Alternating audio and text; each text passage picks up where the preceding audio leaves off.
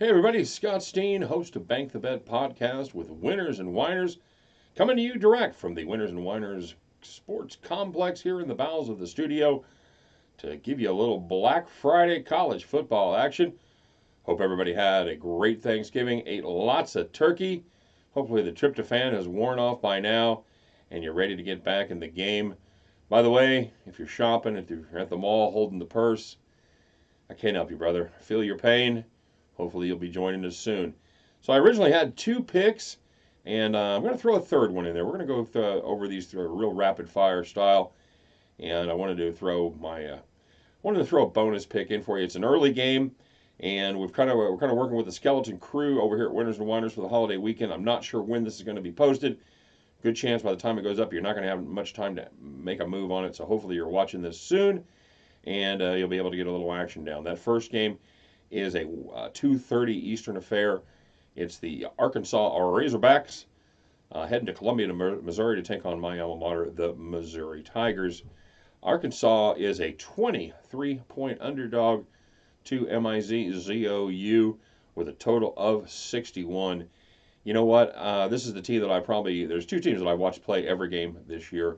K-State Wildcats, where my son goes, and Mizzou, which is always close to my heart. Mizzou is a very good team. They're 7-4 right now. They lost two heartbreaking games. They lost a ridiculous game to Kentucky that never should have happened. They had them beat and had a call go against them late in the game. However, Mizzou they didn't score. They didn't convert a first down in the second half. So it's hard to blame the officiating, even though it was a terrible call. They never should have let Kentucky be that close. So they lose one to Kentucky. They lose a game at South Carolina. 37-35 when the heavens just open up for most of the second half. And, it was just one of those fluke things. They lose to South Carolina. So they lose those two games by a total of 4 points. Otherwise, they're looking at a pretty nice season. They'd be 9-2 instead of 7-4 with their only two losses coming against Alabama and Georgia. Not too bad of a resume. However, that's not how it broke for my Tigers this year. So now they're 7-4. Trying to double up their loss total here as they go against Arkansas. Arkansas, what a lost season for the Razor Hogs down there. Not good. However, here's the deal. Arkansas, they've stayed pretty close, especially when they've been a massive underdog. They've stayed close to Alabama. They stayed close to LSU. In fact, as an underdog, they're 4-2 against the number, while Mizzou against Power 5 schools is just 1-3. Against the spread at home. So here as a favorite rather against Power 5 schools. So as much as I hate to say it, I don't think Arkansas will win this game. By the way, if you want to take a flyer on Arkansas, you can get a pretty tasty price there, somewhere in the plus 12,000 range. But like 12 to 1 on your money there, and so plus 120. But I don't think that'll happen. However, I do think they're going to keep it closer than 23 points. That's just too massive of a spread for Mizzou to cover. Even though they beat up on Tennessee last weekend, they had a lot of turnovers go their way, and that game was a lot closer than it appeared, especially in the first half. I think the Razorbacks keep it close. I think this is probably closer to a 14, 17 point victory for Mizzou, but I like the Razorbacks here. So let's get this one early as we wait for our two night games. All right, so here's a Big 12 contest. This is a conference that I see a lot of these games. I got to see both of these teams play in person this year. Holy mackerel! It's some interesting football if you like offense. It's almost like an entire conference of teams that play like they did Monday night. And these two teams are at the top of the list. So it's Oklahoma heading to Morgantown to take on the West Virginia Mountaineers. The Mountaineers are a 3.5 point favorite. The over-under on this game, are you ready? Hold on to it. It's 85. 8-5 is the over-under on that contest. You know what? If you look at the numbers, everything's trending over. They are both just putting up a buttload of points, but I can't do it. I can't pull the trigger on an 85 point total. I got burned by New Orleans yesterday, and once bitten, twice shy, and I can't. However, I'm not going to bet against these guys to go over 85. I'm not touching the total. What I do like here, I like West Virginia getting the points at home. Will Grier, probably one of the top 3 quarterbacks in the nation. I like him in this spot. Oklahoma is a favorite, just 4-7, including being 1-2 on the road, while West Virginia 7-3 against the number and 4-1 at home. Trending badly for the Sooners as well. 0-3 ATS their last 3, while the West Virginia Mountaineers are 3-1 against the number in their last 4 contests. I like West Virginia catching points at home in Morgantown in a huge game in the Big 12.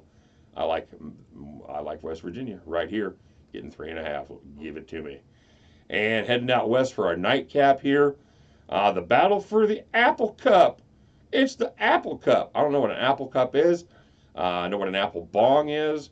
I know what an apple tree is, but I don't know what the Apple Cup is. I'm assuming it's beautiful and it's coveted by all who play for it, including these 2 teams, the Washington Huskies against the Washington State Cougars.